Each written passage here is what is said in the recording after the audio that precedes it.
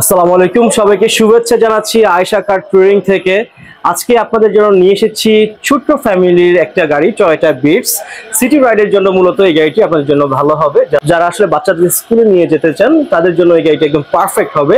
এবং এই গাড়িটি দেখাচ্ছি আয়েশা কার ট্যুরিং থেকে। যদি আমি গাড়িটির রিভিউ শুরু করতে চাই, একদম এক কথায় বলে দিতে চাই যে এই গাড়িটি এখন পর্যন্ত সম্পূর্ণ ফ্রেশ কন্ডিশনে রয়েছে।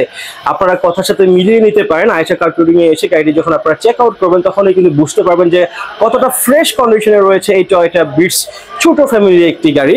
এবং অরিজিনাল গ্লাস থেকে শুরু করে অরিজিনাল হেডলাইট এবং সামনের প্রতিটা হুইল কিন্তু এখন পর্যন্ত অরিজিনাল রয়েছে, কোথাও কিন্তু কোনো অ্যাক্সিডেন্ট হিস্ট্রি নাই এটার। এবং সামনের যে ফ্রন্টের প্রতিটা অংশ আবারও বলে দিচ্ছি আপনাদের যে এখন পর্যন্ত নিখুঁত রয়েছে। এইখানকার বাম্পারেও কিন্তু কোনো প্রকার কিন্তু আপনার স্ক্র্যাচ পর্যন্ত নাই এটার। আপনারা ডিরেক্ট এসে দেখে চেক আউট করলে কিন্তু আপনারা বুঝতে পারবেন।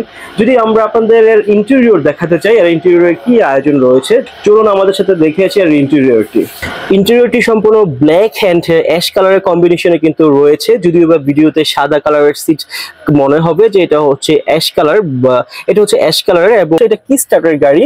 এবং এখানে দেখতে পাচ্ছেন ম্যানুয়াল এসি রয়েছে, যেটাতে ভলিউম বলে। অবশ্যই সফট টাচ এসি না এটা। যে সিট নিয়ে বলতে চাই, এটাতে কিন্তু কোনো কাভার দিয়ে আবৃত নয়। এই সিটটি কিন্তু ব্ল্যাক অ্যান্ড অ্যাশ কালারের মধ্যে রয়েছে এবং সম্পূর্ণ ফ্রেশ রয়েছে সিটগুলো।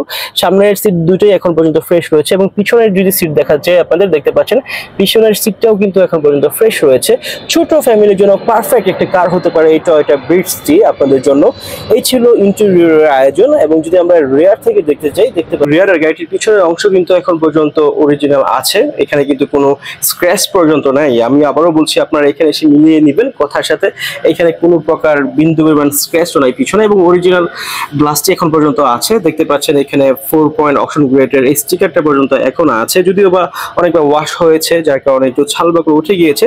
তারপর কিন্তু অনেক ফ্রেশ কন্ডিশনে রয়েছে। এবং যদি আমরা ব্যাক ট্রাঙ্কটা আপনাদের দেখাতে চাই, যেহেতু ছোট গাড়ি তারপরও কিন্তু মোটামুটি একটা স্পেস রয়েছে এই গাড়িটিতে। ছোট 2-3টা লাগেজ ক্যারি করে কিন্তু যে কোনো জায়গায় আপনারা মুভ করতে পারবেন।